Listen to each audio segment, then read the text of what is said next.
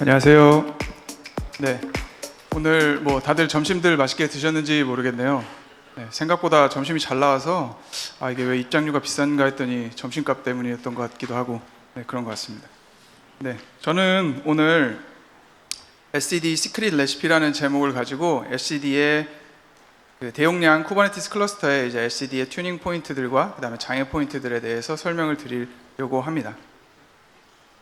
네, 먼저 제 소개를 드릴게요. 저는 현재 라인 플러스에서 클라우드 네이티브 서비스인 뉴클리오라는 서비스를 개발 운영하고 있습니다. 아무래도 저는 좀 운영 쪽에 포커스되어서 일을 하다 보니까 운영적인 면에서 더 관심을 갖게 되었고, 쿠버네티스 운영을 조금 더 대용량 쿠버네티스 클러스터의 운영이 어떤 것들이 필요한지를 조금 더 연구를 하게 되었는데요. 네, 여기 계신 여러분들 모두 다들 하나씩 쿠버네티스 클러스터가 있으실 거라고 생각이 들어요. 요즘엔 뭐 카인드도 있고 미니쿠브도 있고 누구나 쉽게 쿠버네티스 클러스터를 가지실 수 있다라고 생각합니다. 하지만 처음에 쿠버네티스를 설치하고 이제 워크로드들 올리고 하면서 이제 셀프 힐링이라든지 아니면 오토스케일 기능을 이용하시면서 정말 편하다고 생각하셨을 거예요. 그래서 그렇게 순풍에 돛달듯 잘 나가던 쿠버네티스가 조금 더 시간이 지나고 다양한 워크로드가 올라가고 그다음에 이제 클러스터가 이제 부하를 겪게 되면 여러 가지 장애를 겪게 됩니다. 그래서 오늘의 발표는 우리가 겪은 장애를 통해서 어떻게 쿠버네티스 클러스터가 신뢰성을 갖게 되는지 그 과정에 대해서 공유하는 자리입니다.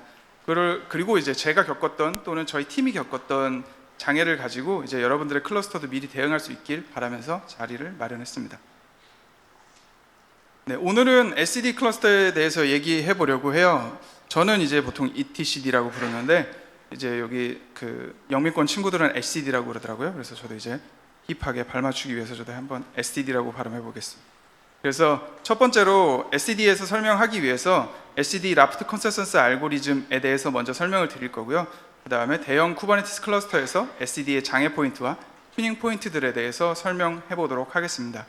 그리고 좀 더 다양한 쿠버네티스 클러스터의 장애 및 처리 방법들, 그 다음에 라지 클러스터에서 튜닝 포인트들을 알고 싶으시면 이 아래 링크를 참고하시면 되는데, 이 아래 링크는 제가 3개월 전에 오픈 인프라 데이 때 쿠버네티스 운영 관련해서 발표를 한 내용입니다.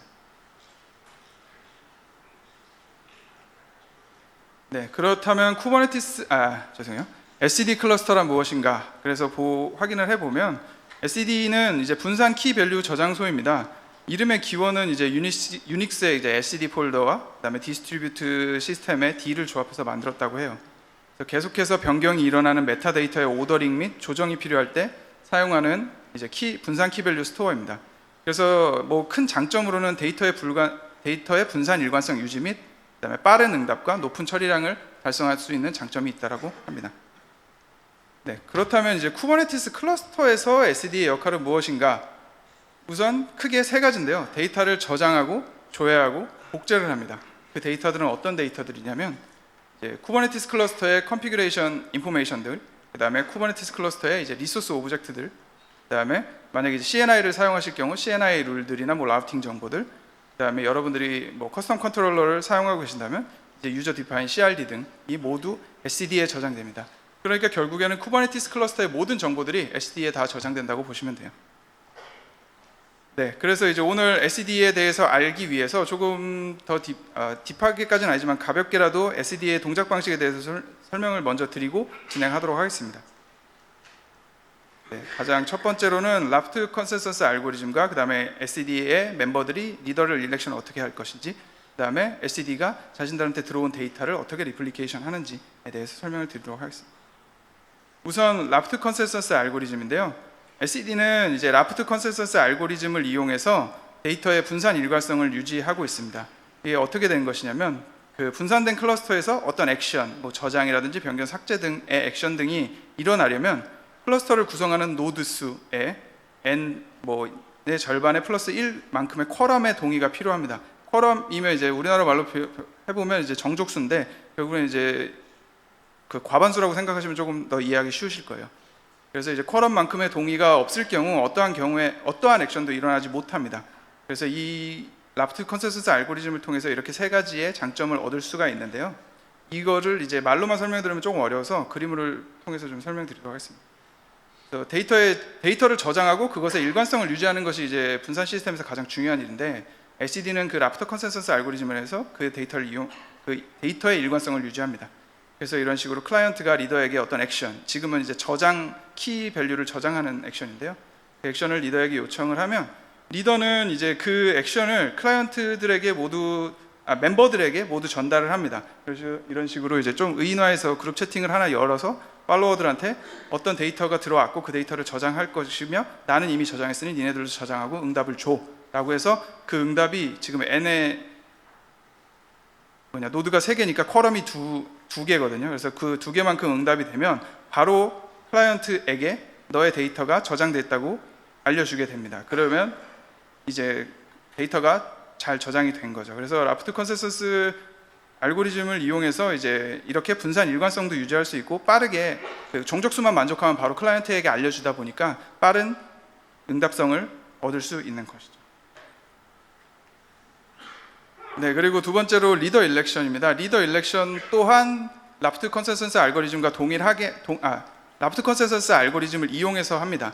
그래서 LCD가 왜 리더 일렉션을 하느냐면 LCD는 모든 변경을 리더를 통해서 받고 그 다음에 리더가 모든 변경을 팔로워들에게 요청을 하기 때문에 그 팔로워는 항상 리더에게 그 허트비트를 받게 돼 있어요. 그래서 만약에 이제 리더가 문제가 생겨서 이제 허트비트를 전달하지 못할 경우 팔로워가 리더로부터 이제 일렉션 타임아웃 내 허트비트 메시지를 받지 못하면 팔로워 중 하나 더 제일 빠르게 일렉션 타임아웃이 끝난 팔로워가 캔디데이트가 돼서 다른 노드에게 내가 리더가 되겠다고 투표 요청을 합니다. 그러면 그 나머지 팔로워들이 결과 응답을 또 컬럼만큼 도달하면 바로 리더가 되는 것이죠.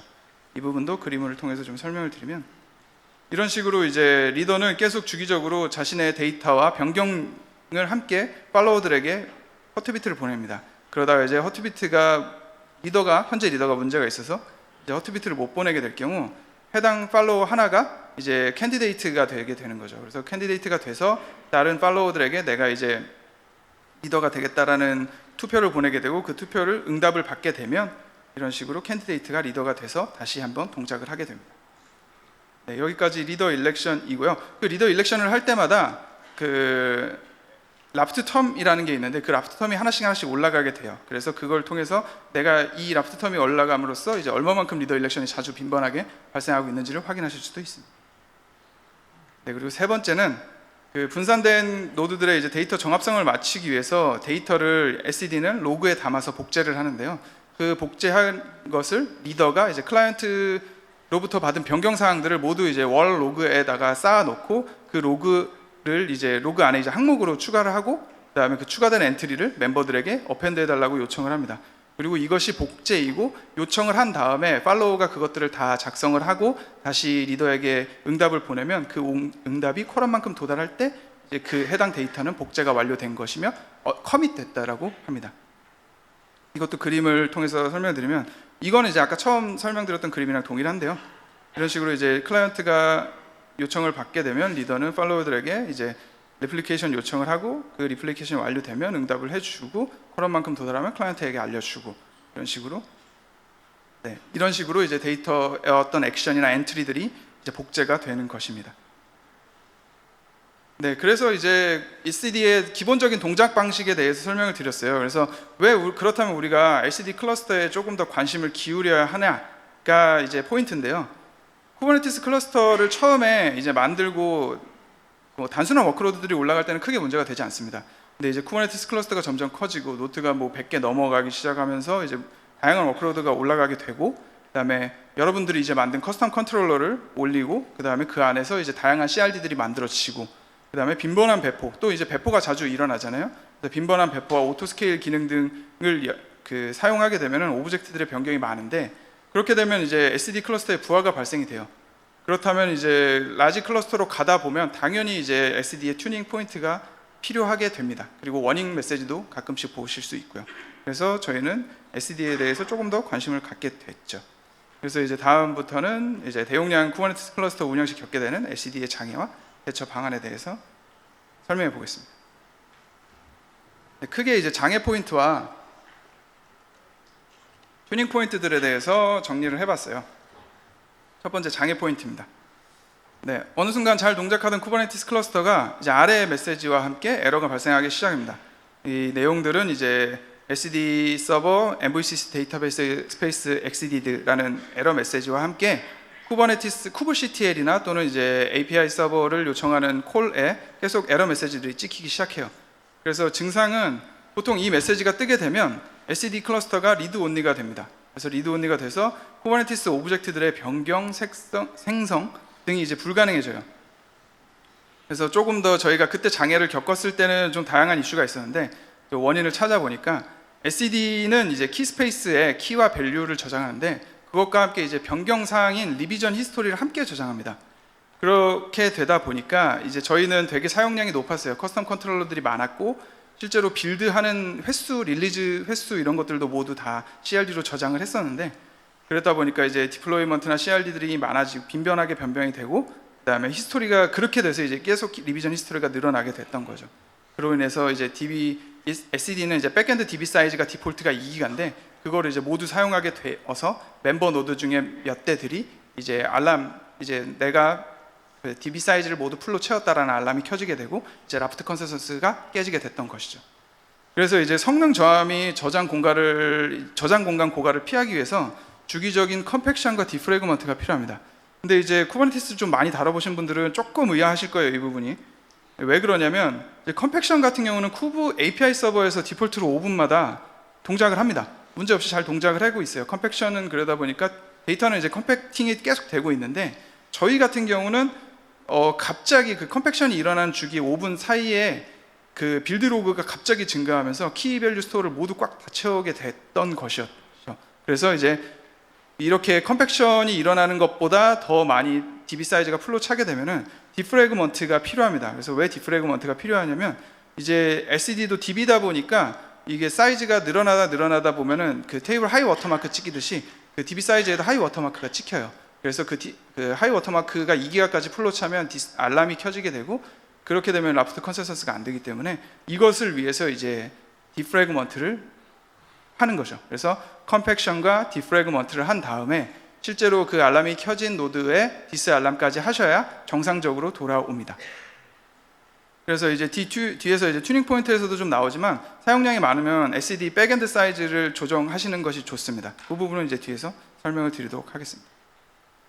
네, 그리고 두 번째는 이제 SED가 쿼럼을 잃어버렸을 경우입니다. 말 그대로 이제 폴트 톨러런스 이상 노드가 죽은 케이스들이에요.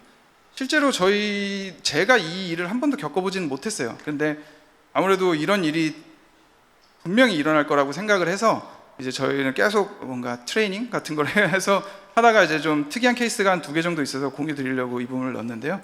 이런 식으로 이제 폴트 톨러런스 이상 죽게 되면 SED가 완전히 망가집니다.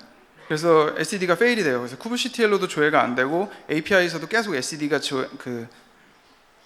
동작하지 않는다라는 메시지가 뜹니다. 그렇다면 쿠버네티스에서는 이제 오브젝트, 리소스 등이 이제 조회 변경 생성 자체가 불가능하고 아예 조회가 안 되는 거죠. 그래서 SED가 이제 쿼럼을 잃어버리면 라프트 컨센서스가 불가능하기 때문에 이제 말씀드렸던 것처럼 어펜드, 엔트리, 리더 일렉션 등의 아예 요청이 불가능해지는 거죠. 근데 뭐 실제로 뭐 하이퍼바이저가 죽어서 노드 2개가 죽었다거나 아니면 뭐 노드에 그냥 프로세스가 죽었다는 경우는 그냥 바로 살리시면 돼요. 근데 이제 진짜로 완전 멤버 노드가 망가지게 돼서 살릴 수도 없다라고 하면 정말 이제 하나님 찾아야 되는 거죠. 이제 그때부터는 정말 손에 땀이 쥐어지기 시작합니다.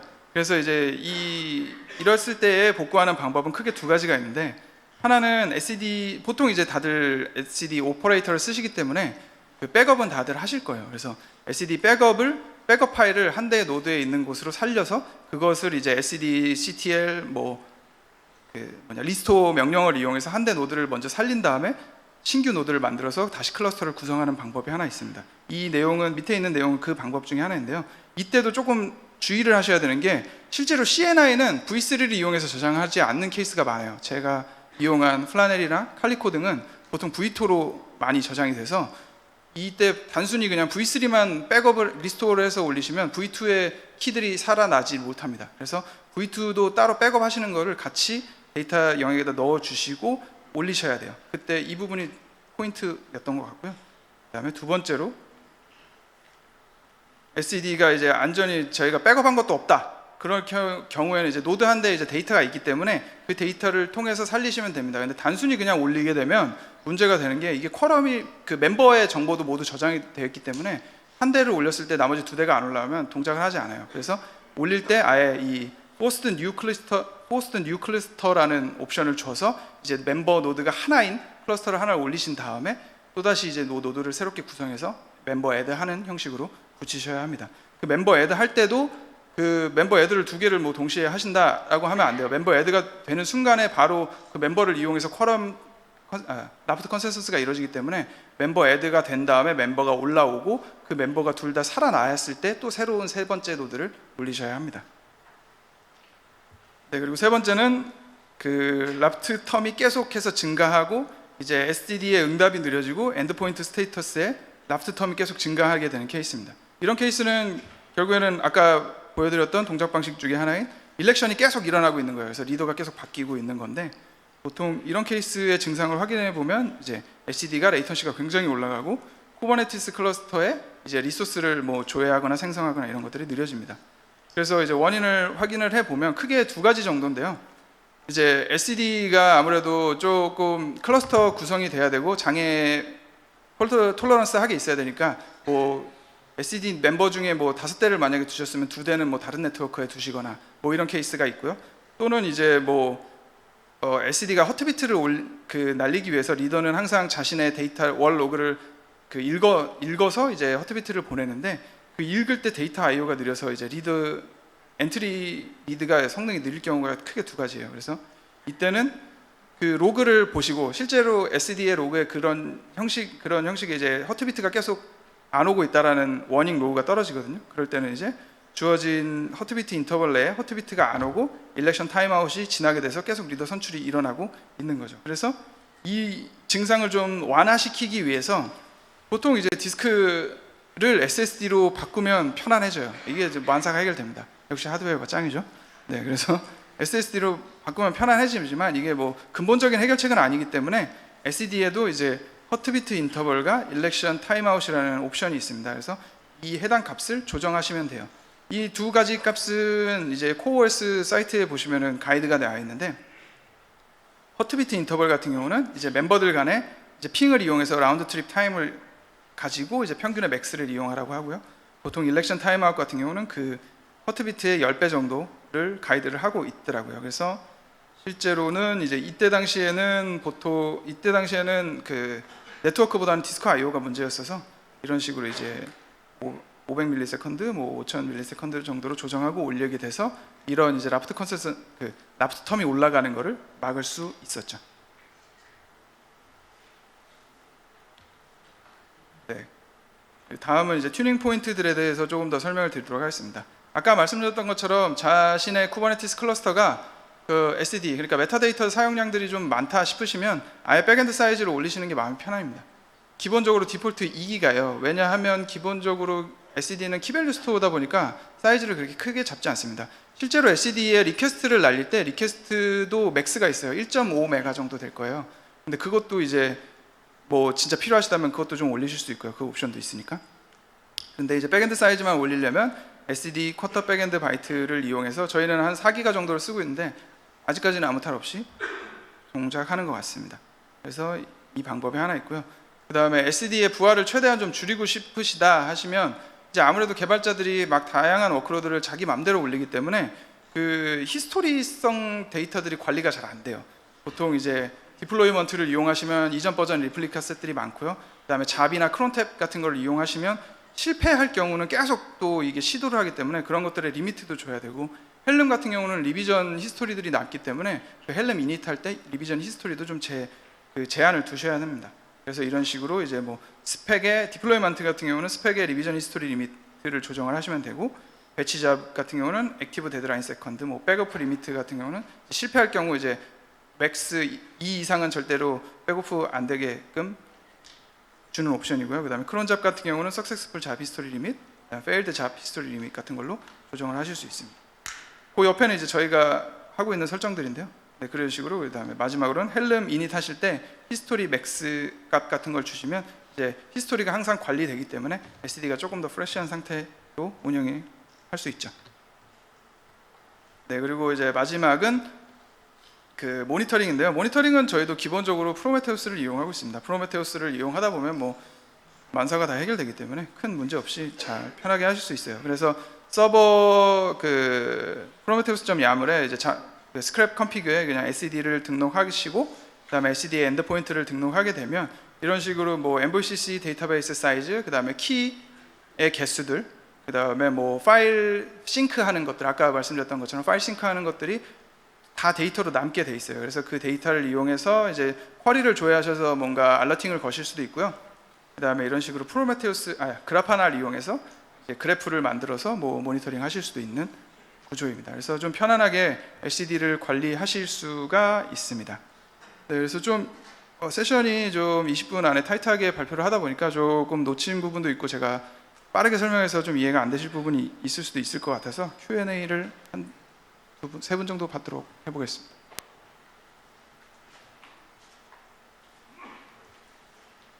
조금 네, 식사하고 끝난 얼마 안 돼서 다들 피곤하실 것 같은데 네. 들어주셔서 감사합니다. 네, 말씀하시죠. 용량 때문에 이제 문제가 발생했을 때 그 클러스터 사이즈나 뭐 히스토리 차지 용량 같은 게 얼마나 비중이라는 게 어떤 말씀이신지. 클러스터 사이즈가 얼마 이상을 좀 넘고 얼마나 운영했을 때 뭐 저런 문제가 나타나. 네네. 이게 근데 그렇게 단정 지을 수가 없는 게 클러스터가 작아도 그 사용하는 CRD 등이나 이런 것들이 많아지면 또 얘가 달라져요. 그래서 뭔가 그런 어떤 표상이나 뭐 그런 퍼센테이지는 좀 나타내기가 좀 힘들긴 하더라고요. 근데 이제 제가 뭐 많은 쿠버네티스 클러스터를 운영해 보진 않았는데 한 보통 150대 넘어가면서부터 슬슬 문제가 생기기 시작합니다. 기본적으로 디폴트 쿠버네티스만 쓰신다면. 네.